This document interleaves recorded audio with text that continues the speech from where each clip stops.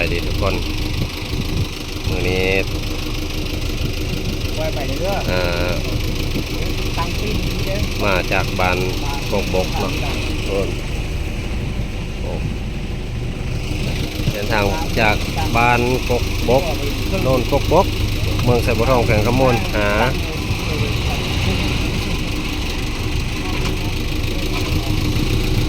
บ้านนากับพันเนาะหรือว่าออกไปไสบัวทองเลยทางกระเจ้ากำลังสร้างใหม่เด้อกำลังเฮ็ดใหม่เนาะกำลังสิเฮ็ดใหม่ลงหินอย่างประทันลงหินไปก่อนบรรยากาศสวยงามกับมืดฝนเนาะ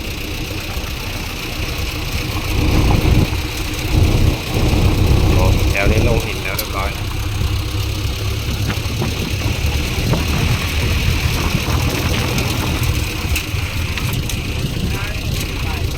ความสวยงามสองทาง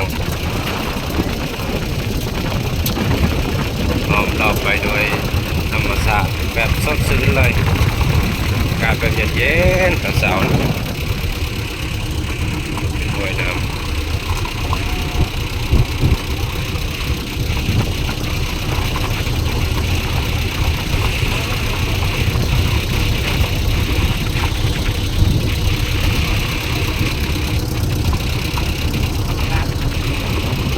เจ้ากำลังลงหินกำลังเกตอยู่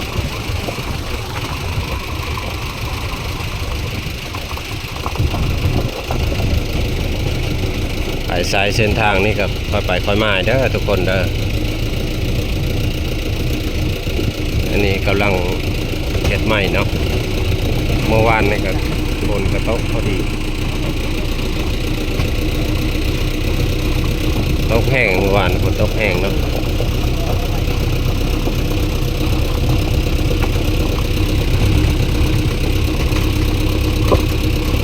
ค่อยไปเลย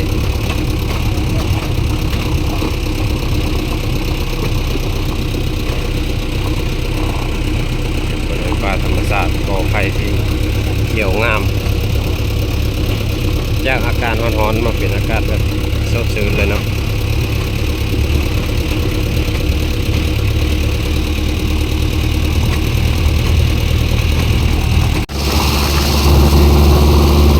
รถกระจกทางแก่ล้อมาใช้ทางล้อมา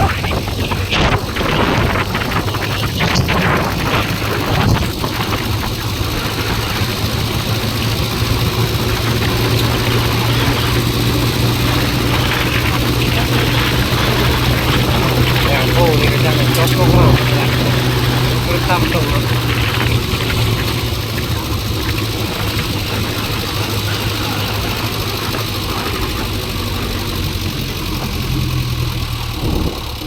ไปใช้เส้นทางนี้ก็ให้ระมัดระวังเพื่อความปลอดภัย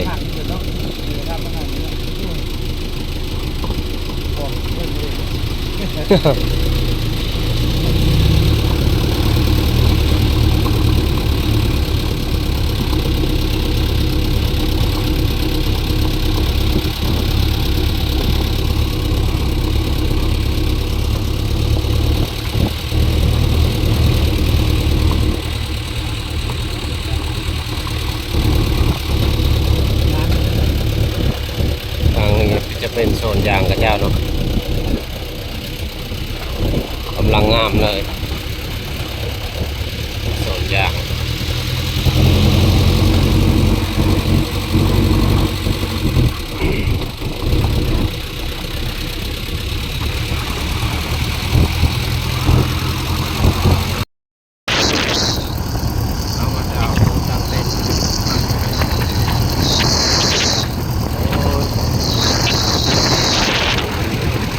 บ้านโนนกบกเนาะเอาได้ไว้ให้เขาตั้งแต่2-3 มื้อก่อนเนาะก็กระเจ้าเสาโตตั้งเต็นก็เลยไปให้กระเจ้านี่ตรงนี้ได้ไปเอาแล้วกันได้กลับมานี่ใกล้ถึงหอดบ้านนาคำพัดแล้วนี่ เอามาเบิ่งให้เบิ่งในความเป็นธรรมชาติเนาะนี่เต็มไปด้วยภูป่าธรรมชาติงามหลายแบบกำลังพัฒนานะทุกคนทางเส้นนี้นะกำลังพัฒนาเนาะมันมีสภาพเลาะตามแก้มทางบ้านนากพันเนาะเมืองไซบัวทองแก่กำมวล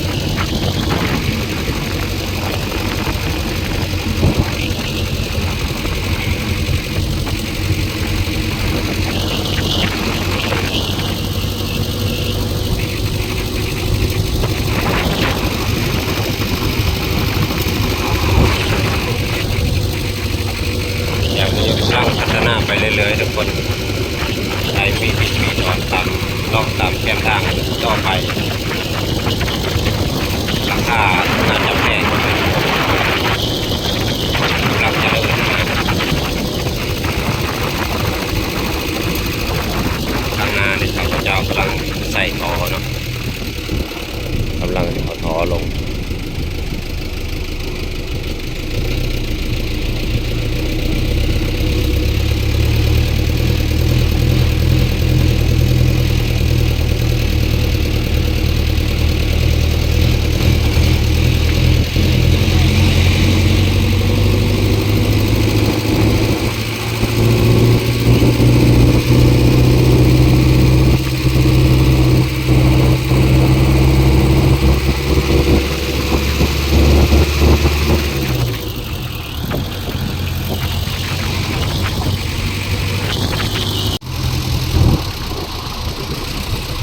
เป็นหมู่บ้านป่าหอยเนาะมาออกบ้านป่าหอยครับแต่น่าจะเป็นบ้านหอย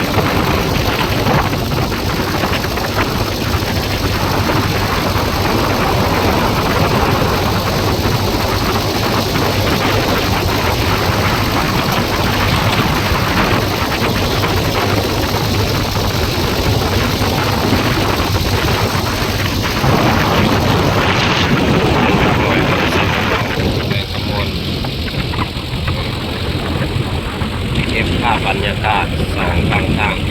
ให้เบิ่งเนาะสำหรับผู้ไปทำงานไปเฮ็ดเหตุการณ์อยู่ต่างบ้านต่างเมืองเพราะว่าอยู่ทางไทยบ่อยู่ก็ลงเวียงจันทน์บ่หรือว่าก็ง่ายกับคนที่บ่ได้อยู่บ้านเฮาเนาะเอาได้มาเก็บภาพบรรยากาศให้เบิ่งเนาะ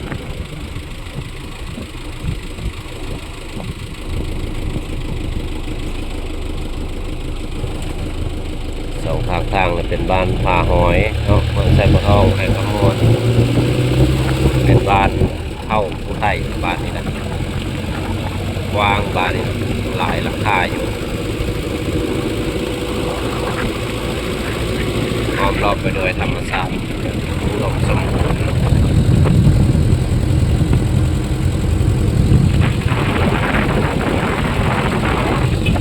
นี่จะเป็นโรงเรียนมัธยมหลังใหม่